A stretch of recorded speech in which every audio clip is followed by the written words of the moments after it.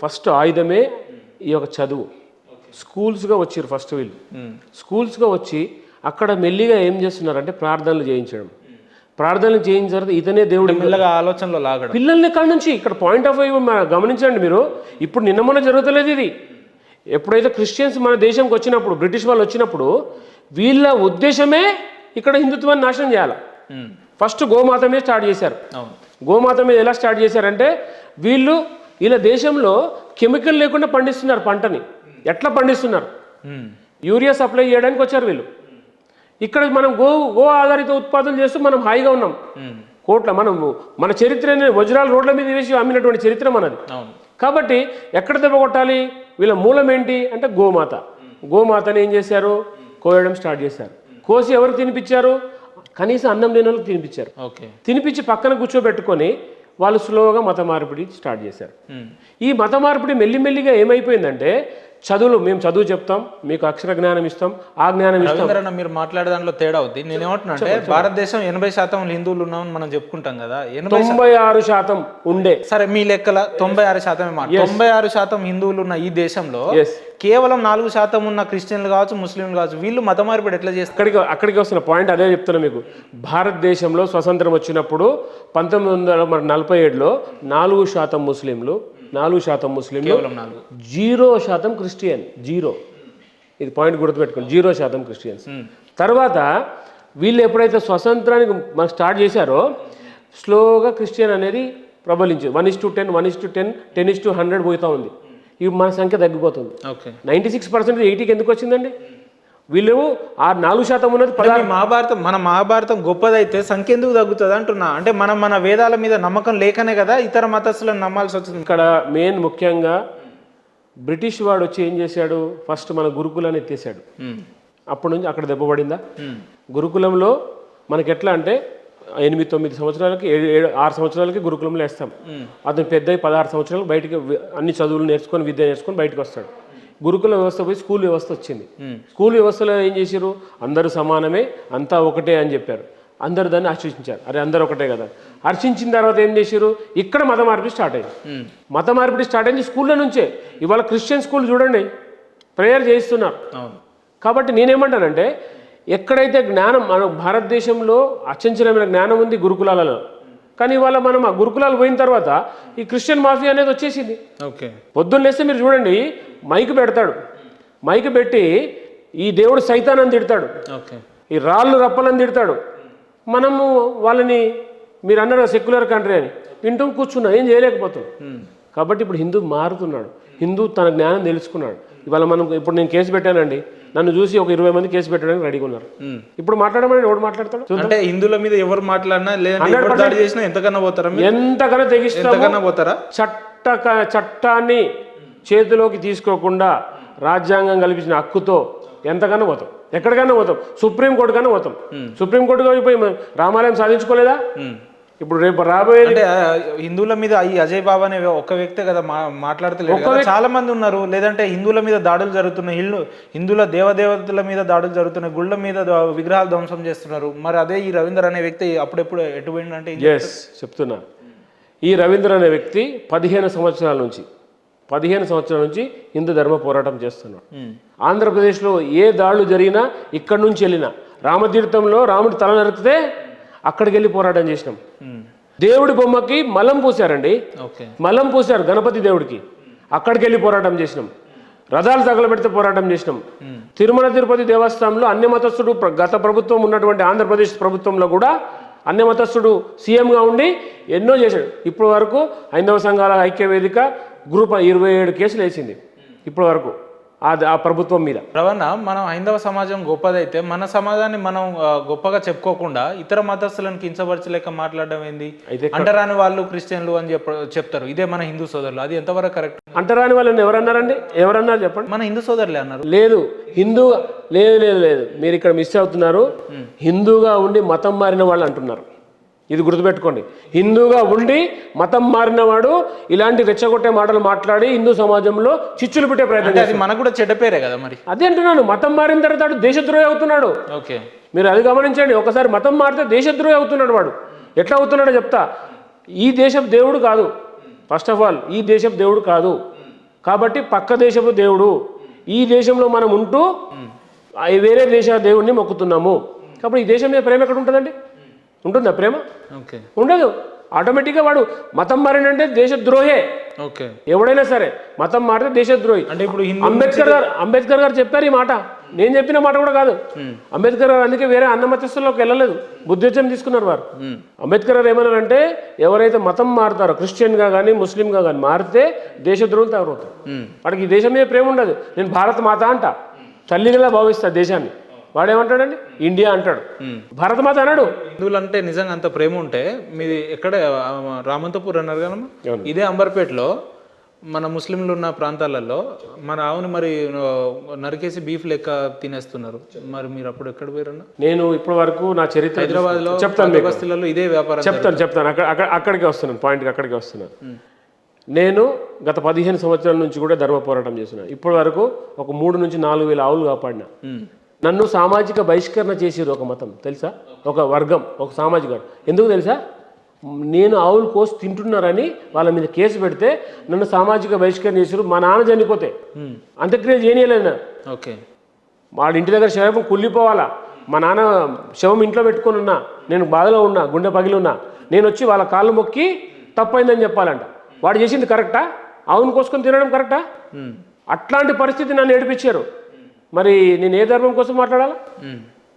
ఇప్పుడు ఊరుకోను కదా, వాళ్ళ మీద 15-16 మంది కేసు పెట్టినా నేను.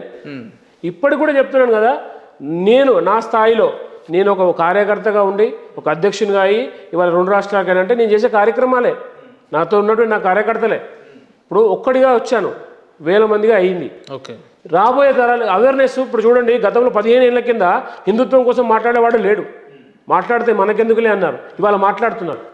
ఈ సోషల్ మాధ్యమమే కానీ ఇవాళ మాట్లాడుతున్నామంటే మనం జాగృతమయ్యాం. టైం పడుతుండొచ్చు. ఇప్పుడు రామాలయం చూడండి, ఎన్ని ప్రభుత్వాలు వచ్చినా 500 ఏళ్ళు పట్టింది. మీరు అనొచ్చు ఎందుకు మనం భారతదేశంగా రామాలయం కట్టుకోలేకపోయాం, 500 సంవత్సరం ఆగాం. ఎందుకు ఆగాం? టైం రావాలి, దానికన్నా జాగృతం కావాలి, చైతన్యం అవుతుంది. ఇవాళ హిందువులకు ఇక టైం వచ్చింది అనుకుంటున్నారు. 100% ఎట్లా అనుకుంటున్నారు? కనబడుతుంది చరిత్ర. ఇవాళ మాట్లాడుతున్నారు, ప్రతి హిందువు మాట్లాడుతున్నారు. మీరు మాట్లాడుతున్నారు హిందుత్వం కోసం, నేను మాట్లాడుతున్నా హిందుత్వం కోసం. మీరు ఇంతకుముందు ఇలాంటివి చేయకపోయేది కదా, ఇప్పుడు చేస్తున్నారు కదా. ఎందుకు అడుగుతున్నారు నన్ను? మార్పు వచ్చిందంట. 100% మార్పు వచ్చింది, చైతన్యం వచ్చింది, హిందూ సమాజం మేలుకున్నది. కాబట్టి రాబోయేది హిందూ దేశమే, హిందూ రాష్ట్రంగా ప్రకటించుకుంటాం, హిందూ దేశంగానే మనది భారతదేశం ఉంటుంది. నిజమైన హిందువులు అంటే ఎవరన్నా? నిజమైన హిందువులు అంటే చెప్తాను నేను, ఎవరైతే మన దేశాన్ని గౌరవిస్తాం, మన పక్కవాడిని మతాన్ని గౌరవించి వాడు గౌరవించినప్పుడు పాయింట్ గౌరవిస్తున్నారు. ఇప్పుడు ఎస్, మన వాళ్ళు గౌరవిస్తున్నారా? మనం గౌరవిస్తున్నాం, మనల్ని గౌరవించిన వాళ్ళని గౌరవిస్తున్నాం. మనల్ని గౌరవించకుండా ఎవడైనా సరే వాడిని గౌరవించాం కుల్లా. ఎందుకంటే గాంధీజీ చెప్పారు ఒక చెంప కొడితే ఇంకో చెంప చెప్పటమని. ఇప్పుడు ఆ పరిస్థితిలో ఒక చెంప కొడితే మూడు చెంపలు వాళ్ళు కొడతాం. ఓకే, ఇది ఇప్పుడు హిందూ సమాజం. మీరు అన్నారుగా గౌరవిస్తున్న మాట, ఇవాళ గౌరవిస్తున్నారు కాబట్టి వీళ్ళ సంఖ్య ఇంత. దాడుల్ని ప్రేరేపిస్తున్నారా మీరు? దాడులు చేయమని చెప్తున్నారా?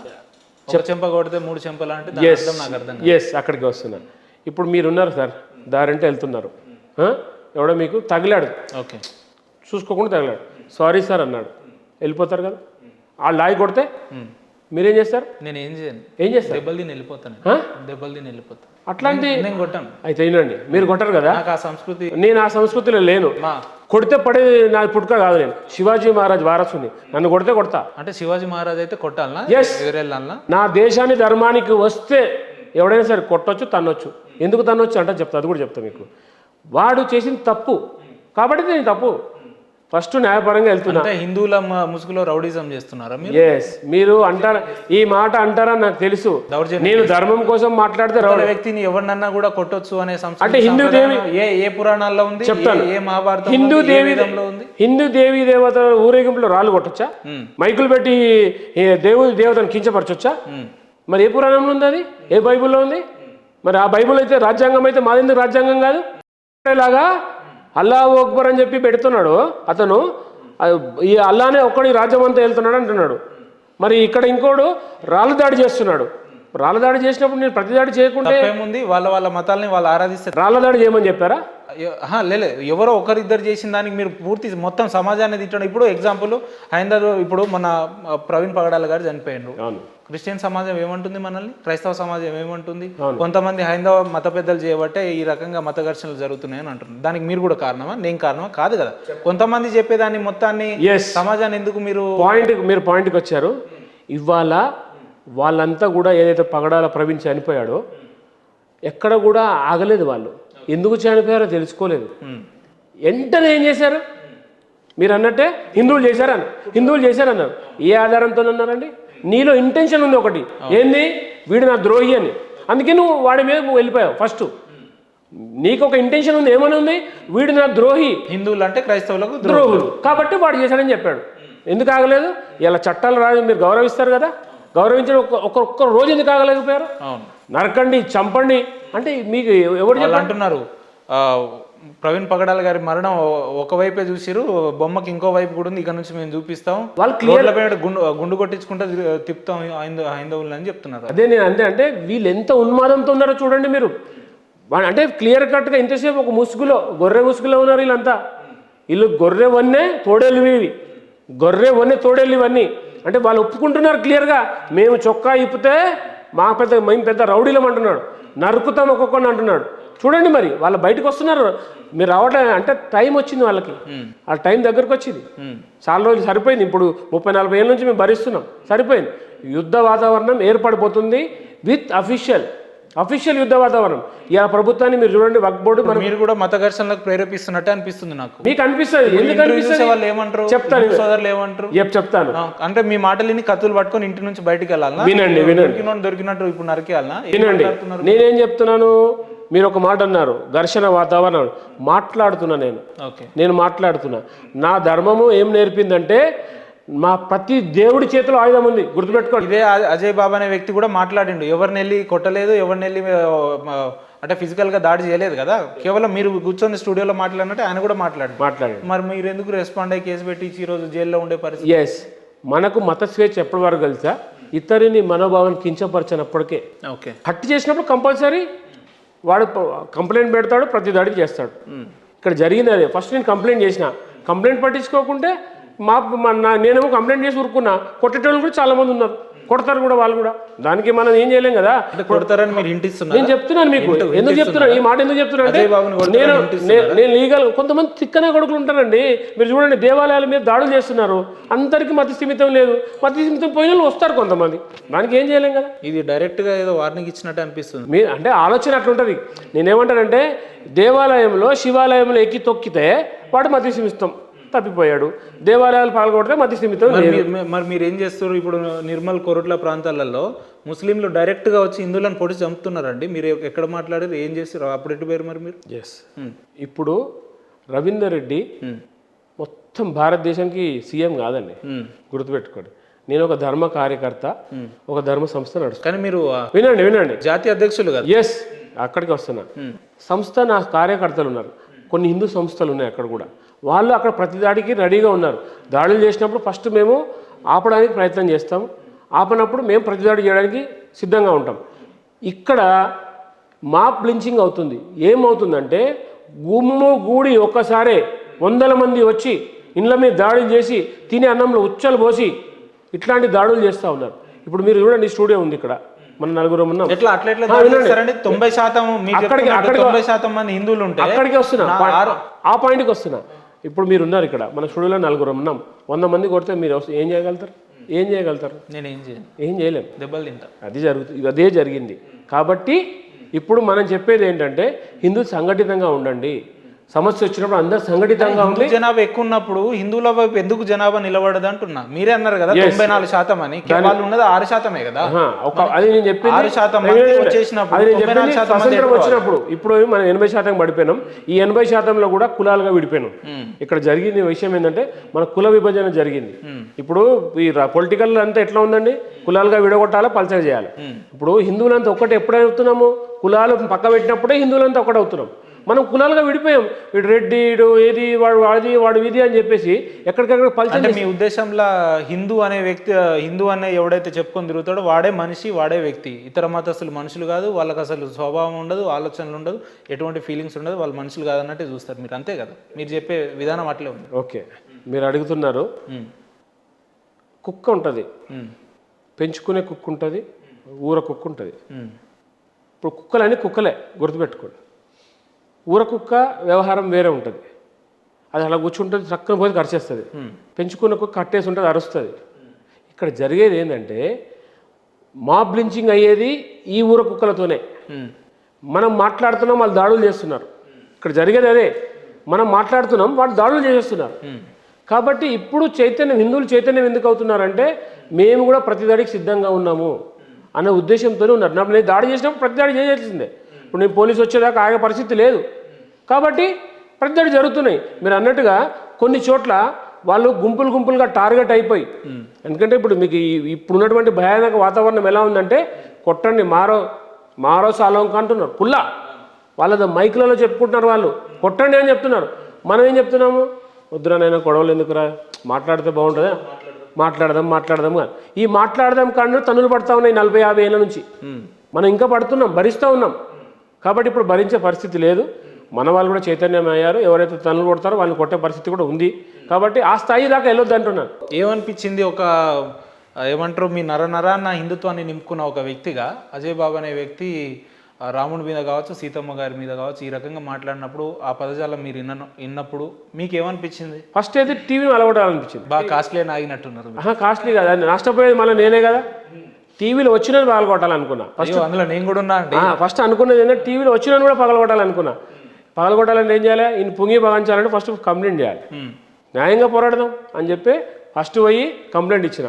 ఎత్తుకొచ్చారు, పుంగి బజాయిస్తారు. అది కామన్ కాదు, పోలీస్ పని. గతంలో కూడా హనీ జాన్సన్ అనేవాడు ఇలాగా వాగాడు. అమ్మవారిని నానా బూతులు తిట్టాడు, షార్ట్ వీడియోలు చేశాడు, నానా అసలు ఘోరంగా కంప్లైంట్ ఇచ్చారు, కేసు అయింది. ఎందుకు అందరు మీ లెక్క లీగల్గా మాట్లాడితే బాగుంటుంది కదా, మరి ఎందుకు ప్రవీణ్ పగడాల చనిపోయిండు, ఇక నెక్స్ట్ నిన్నే వేసేదాన్ని అజయ్ బాబు గారిని బహిరంగంగా మెసేజ్ పంపడం ఎందుకు? ఎవరు పెట్టింది? ఎవరు? హిందువులే పెడుతున్నారని సమస్య లేదు. ఇక్కడ హిందువులు పెడుతున్నారని చెప్తున్నారు. క్రిస్టియన్ ముసుగులో ఉన్నటువంటి కొంతమంది చెప్తున్నారు. ఇక్కడ కూడా మనోళ్ళు పెట్టరు, అట్లా అవసరం లేదండి. ఒక చిన్న ఉదాహరణ చెప్తాను.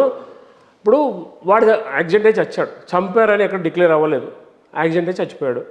యాక్సిడెంట్ అయిందంటే అవి చూసారా మతోన్మాది, ఇదే చెప్తున్నాడు వాడు, మతోన్మాది. యాక్సిడెంట్ ఎలా చెప్తారు? యాక్సిడెంట్ కనబడుతున్నాడు, కళ్ళకు కనిపించినట్టు. వాడు తాగి ఊగుతున్నాడు, లారీ కింద పడబోయాడు, అక్కడ డివైడర్ గుద్దుకొని పడ్డాడు, ఎప్పుడు చూసినా చెప్తాడు. కొంతమంది పాస్టర్లు ఏమంటారంటే అది యాక్సిడెంట్ కాదు, కావాలని ఎవరో చేసిరు, బండి చెద్దరు కప్పుకున్నట్టు ఎట్లుంటుంది, లేదంటే గాగుల్స్కి ఒక స్క్రాచ్ కూడా రాలేదు, మాస్క్ తీసి పక్కన పెట్టున్నది, ఇది ఎట్లా సాధ్యం అని అంటారు. చిన్న సలహా చెప్పనా, బండి ఎట్లా పడాలని కూడా నువ్వే చెప్తావా? ఇప్పుడు యాక్సిడెంట్ అవుతుంది, బండి పడుతుంది, బండి అట్టెట్లా పడుతుంది అంటే బండిని ఎట్లా పడాలని నువ్వే చెప్తే మనకి యాక్సిడెంట్ ఎందుకు ఉంటుంది? దాన్ని యాక్సిడెంట్ అంటామా దాన్ని? సరే, ప్రీ ప్లాన్డ్ మర్డర్ అంటున్నావు. అసలు పాస్టర్ అనేటోళ్ళు మందే తాగారు కదా, ఆయన వైన్ షాప్కి ఎందుకు పోయిండు, పోరు, అసలు ఇదంతా స్క్రిప్టెడ్గా హిందువులే చేసిరు అంటారు. వైన్ ఏంటండి నాకు తెలియక అడుగుతున్నా. నువ్వు ఓపెన్గా చర్చిలో ఇస్తున్నావు కదా యేసు రక్తం అని, అది ఏంటండి? వైన్ కదా, రెడ్ వైన్ కదా, ఓకే, మందు కదా అది. మందు తాగా అని చెప్పి మాటలు ఎందుకు ఇవన్నీ? అందుకే అంటున్నాను, గొర్రె ముసుగులో తోడేళ్ళు ఇవన్నీ, తోడేళ్ళు. వాళ్ళని గొర్రెలు అనడం ఎంతవరకు కరెక్ట్ అండి? వాళ్ళ దేవుడే చెప్పాడు కదండి, నేను గొర్రెల కాపరిని అని. ఓకే, వాళ్ళు నేను గొర్రెల కాపరిని, అన్ని గొర్రెలు అని చెప్పాడు. అందులో భయమే ఉందండి? గొర్రెని ఇప్పుడు కాదు 100 సార్లు చెప్తాను నేను గొర్రె అని. క్రిస్టియన్స్ గొర్రె? ఎస్, గొర్రెలే. గొర్రెల కాపరి వాళ్ళ దేవుడు, వాళ్ళే చెప్తారు, బైబిల్లో ఉంది రాసి. సమస్య లేదు, వాళ్ళు కూడా ఒప్పుకుంటారు మేము గొర్రెలేమే, పాపులము మేము అంటాడు. పాపివా నువ్వు? ఓకే, నేనేమంటే పాపివా? మా పుట్టుక పాపి పుట్టుక కాదండి, ఇది ఎంతో పవిత్రమైన పుట్టుక, మనిషి పుట్టుక. మనకు జంతువులా పుట్టలేదు, మనం మనిషిలా పుట్టాం. మనకు ఎంతో ఆలోచన శక్తి ఉంటుంది. నేను పాపిని అంట, తల్లిదండ్రులు చేసేది పాపం అంట. ఇది ఎక్కడది? మీరు చూడండి, బైబిల్ అలాంటివి ఉన్నాయి, అట్లే మాట్లాడతారు మళ్ళీ వాళ్ళు.